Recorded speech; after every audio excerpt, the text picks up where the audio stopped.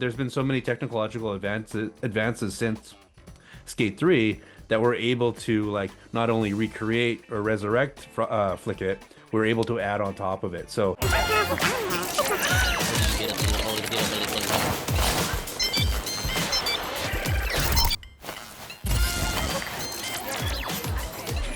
Well, thank you for your time. It's amazing to be again about to release a new skate game. So first question, well, because Skate 3 came out in 2010, that means that you are essentially reviving a franchise after 15 years. So what were the biggest creative challenges in terms of design and tech? Maybe, I don't know, rebuilding physics or matching nostalgia, anything. Which of the 100 greatest creative challenges, Darren, would you like to get into? I mean, there was, wow. I mean, there was just pitching the game. That was a challenge. Well, not really, actually. It was more of like making sure, like the pitch was crazy. It was like, I knew exactly what we wanted it to be. From a technical standpoint, we kind of alluded to it yesterday, but like nailing this, making sure it felt like Skate, and then making sure that Flick It felt like Flick It, because that is the beating heart of the franchise. So, and and we didn't like recreate it, we resurrected it. So it wasn't necessarily a challenge for me because I'm not a software engineer. I wasn't doing the technical work, but I know that it was a challenge. I was the one who was evaluating, like, do we have it? Is it back? And then, like we just continued to build upon it. So from a physics perspective, thankfully, there was a bunch of the same guys that worked on Skate 3 way back on the physics team for EA that are still here. So we got to partner with them again. And they also were, there's been so many technological advances since Skate 3 that we're able to like not only recreate or resurrect Flick It, we're able to add on top of it. So features like slappies and wallies and stuff wouldn't have been able to be possible back then. Now we're able to, like, we're getting way too nerdy for you, I'm sorry, but like now we can predict things that are in front of the skater in way more fidelity than we ever could, allowing us to add features like slappies and wallies, which are incredible in terms of, making the game more accessible so that you're not slamming as often. If you're a new player, you run into a curb, now you do a grind instead of falling. And if you're a skilled player, a player that's been playing the game forever, you've got these two incredible new systems to play with. Well, now that you mentioned that how the audience is so varied, that you will have like fans of the original games, also a new generation discovering the game for the first time.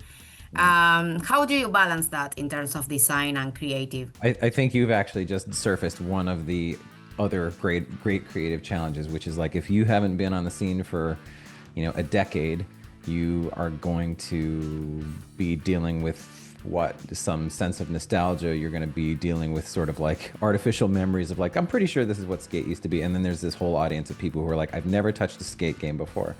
So we have to check all of our assumptions about baseline proficiency. That's certainly a thing where we tell ourselves, because like we've been playing Skate since way back when.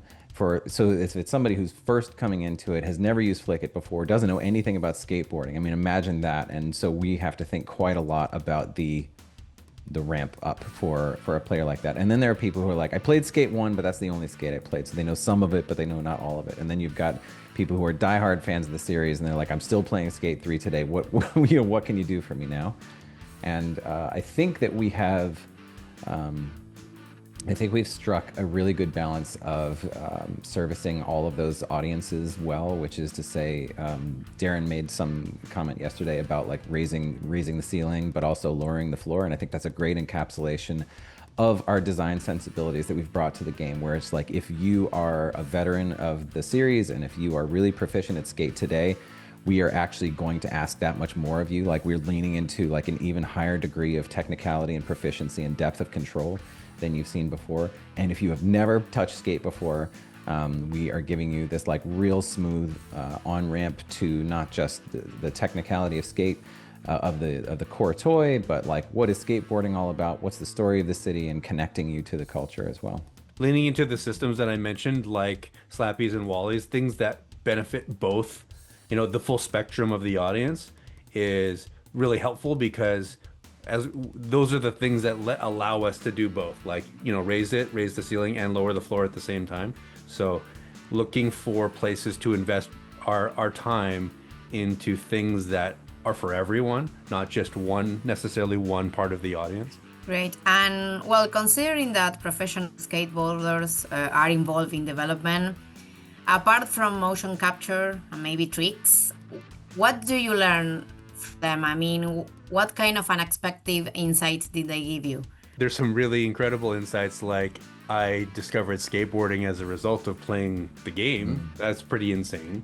Since Skate 3 has come out, I've had a number of people reach out either through friends or directly to me saying, like, I discovered skateboarding as a result, or I'm a pro, but like I found skating through Skate 3 or through the original games. And then as we're working towards as we're working on this game, partnering with different professionals for different things, hearing, like, we never presupposed that everyone played the games, but like literally every single person was like, oh yeah, I played Skate 3 like crazy. Like, when is this coming out? Can I get a code?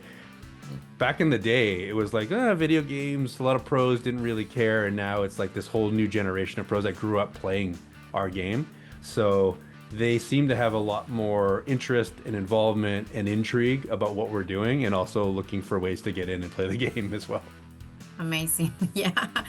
And which are those old school features or mechanics that did you make sure to bring back? I mean, those that you think that these ones can't be missing in a skate game. Oh man, on all of them, all of them and more.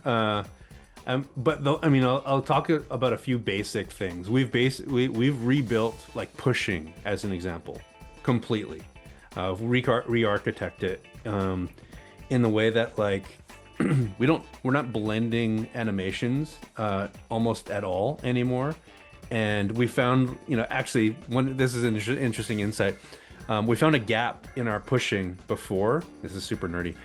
Pushing to set up to an ollie, and we went and we mocapped it to fill that gap. And now the control from when you're pushing to setting up for an ollie is a lot more intuitive and quicker. And there's actually an animation content. So like that, these little nuanced things form the whole of like why the game looks and feels so good.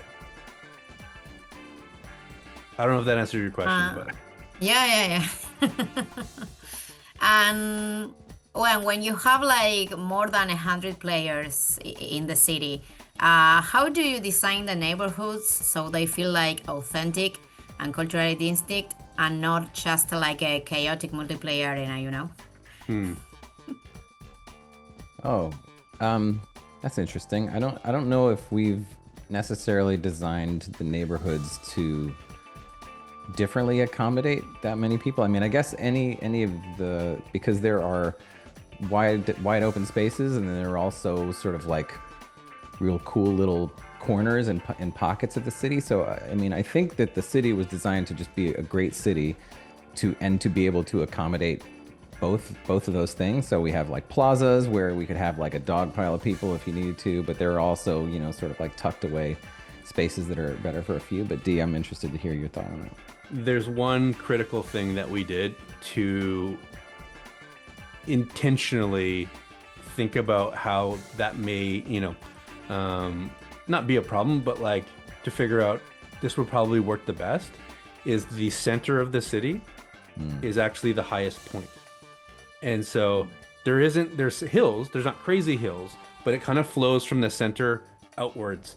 And so naturally, if you start in the center, you're going to go in a different direction. You're going to end up on the ends, and the ends have a really fun gameplay, but everyone will disperse potentially in a different way, versus having the center be the lowest point and everyone ends up congregating to the middle. And while Skate is a simulator, other games like Oli Oli or the Tony Hawk remakes are also innovating the genre as well with their own style. So how do you view Skate fitting in the wider future of skateboarder games? I'm interested. We've talked about this before, but I don't know that I would describe Skate necessarily as a simulator. I think it has the ability to be played in a very realistic fashion, but you can also jump off the top of a building and fly down and connect a line, 30 stories below. So yes, there's a way to play the game where it's all about technicality and it's all about like being grounded in realism. And you'll see a whole lot of our players play the game exactly that way. They're like, and it's actually pretty cool to watch because the temptation is always there to go beyond realism. But some players are just like, I'm locked in on realistic skating and that's all I'm going to do. And then you have some other players where they're just like, all I do is very over the top, borderline arcadey type of stuff. I love flying around the city. I love connecting these like insane lines that, all my bones would break if I actually did it. So I think, we talk quite a lot about how more skateboarding games are always a good thing for us. We love seeing the range that's available out there in the world. So like Ollie Ollie, dude, I love playing Ollie Ollie. And Tony Hawk and all the ones in between. And I think we have got this real nice place that we have reserved that's just for skate, which is like you can take it to this high degree of technicality and proficiency and realism, and we've got you covered there. And then if you want to go way over the top and do wild stuff all the time, you can do that too. But the really nice side effect that happens is that the people who play those ways tend to cross-pollinate. And so you see people who come in skating very realistically and they're like, oh, but let me try jumping off this building. Let's see what happens. Or you have players who are used to coming in and doing over-the-top stuff.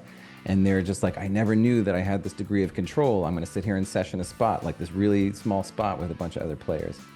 That connection that we have through our physics and through our animation system and through Flickit, I think is really unique. I love the fact that there's all of these other games out there, but I feel like we've got something, kind of uniquely special where you can be both in our game. It's really up to you to decide how you want to skate. I agree with that. It's really unique. The first games were already unique, Well, and last question. Considering the game goes for an early access model, I guess we can expect years of skate content, community events, and more. I don't know, but can you share something on what we can expect in terms of the roadmap? Maybe for the first month after release, something? Well, for the first month, how much can we talk about that? Do the whole season. Do season 1. Did we share? We didn't share the overview during the presentation, did we? There was some. We talked about impossibles coming, front foot and back foot. We talked about dark slides coming. We talked about updating our replay feature so that players can share and create content in more sophisticated ways. There's a bunch of stuff to come. We'll see new stuff showing up in the world. That's going to be a thing that happens with all our seasons. So I don't want to spoiler all of it because we have to reserve at least some of it to be a fun surprise for people when they turn up, because it is going to feel, we're coming up on what is effectively going to feel like the grand opening of San Amsterdam. So, but there's a lot in store in the first month, and the stuff that we've got in store for the first year is actually pretty sweet. We're improving hand plans. Yeah. Lots of stuff. Thank you. So excited for the release. Thank you. Nice to meet you. Thank you. Hope you have fun. And Thank also, you. Thank you for your interest in the game. And we hope you enjoy playing. Thank you. Have a good one. You too. Yeah, you take care. Bye.